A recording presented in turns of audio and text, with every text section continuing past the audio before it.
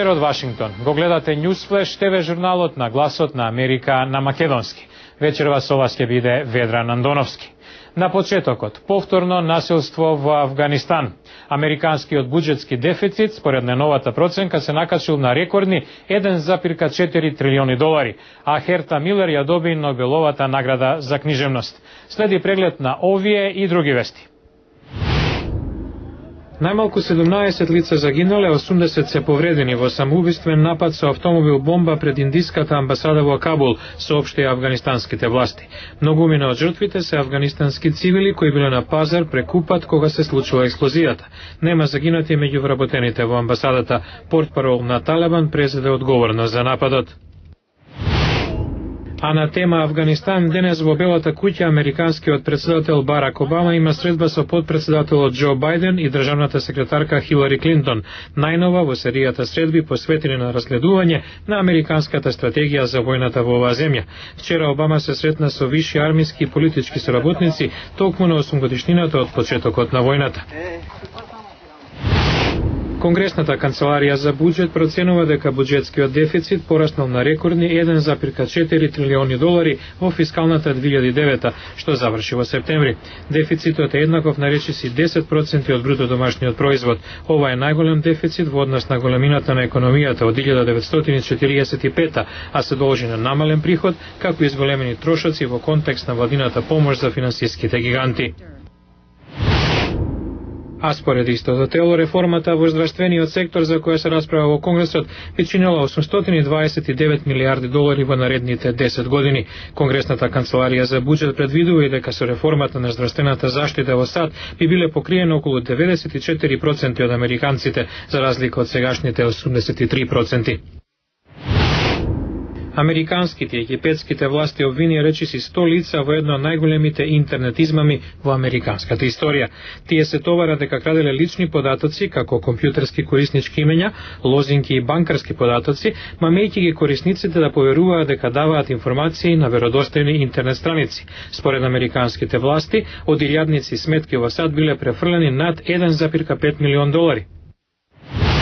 Германската писателка родом од Романија, Херта Милер, ја доби Нобеловата награда за книжевност. Во своите дела го опишува животот во германско село во Романија. Татко е бил член на нацистичките СС сили во Втората светска војна, а романските комунисти ја депортирале мајка и во камп во Советскиот сојуз. Таа со сопругот 1987 емигрирала во Германија. Во продолжение на Newsflash, многумина американци имаат стари велосипеди зафрлени во гаражата што веќе не ги употребуваат. Организација од Вашингтон им наоѓа нов дом каде се неопходно потребни.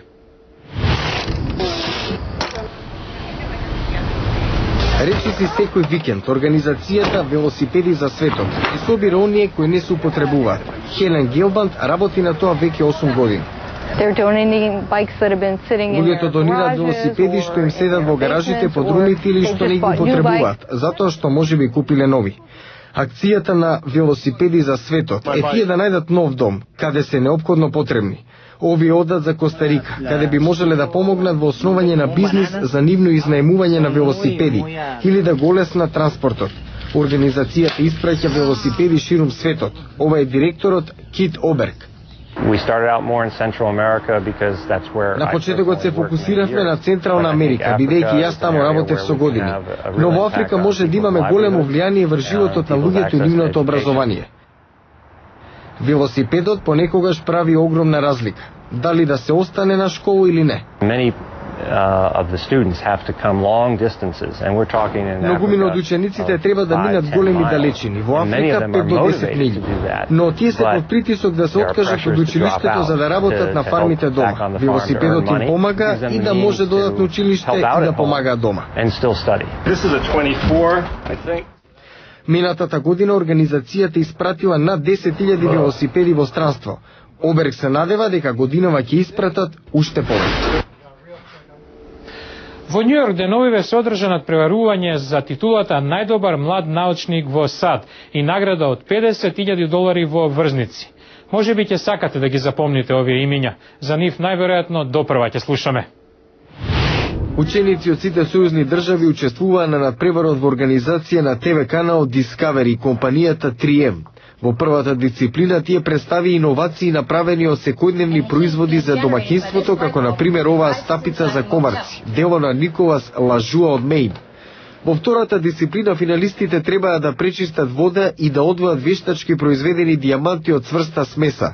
Потоа добија задача да најдат решение како да отстранат графити од макети на згради на Њујорк, без да ја оштетат површината. Нико Симос, Никита Гуров и Марина Димитров влегоа во финалето. Имаа 50 минути да дизајнираат и изградат висок објект што би издржал земјотрес, без да падне јајцето поставено на него. Направив зграда во облик на пирамида. Има мал джеп на врвот за да го чува јајцето. Залепи го дијагонално, овака. Зградите беа тестирани со симулатор на земјотрес.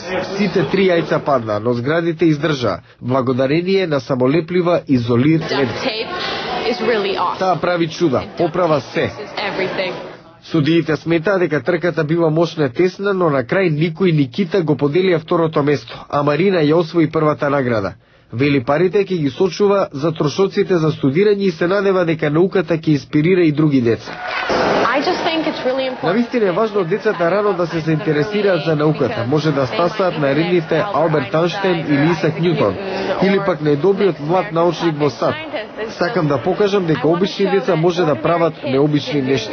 Жирито вели дека 500-тините ученици кои учествувале во надпреварувањето биле исто толку ценети за способноста за комуницирање колку и за покажаниот научен талент.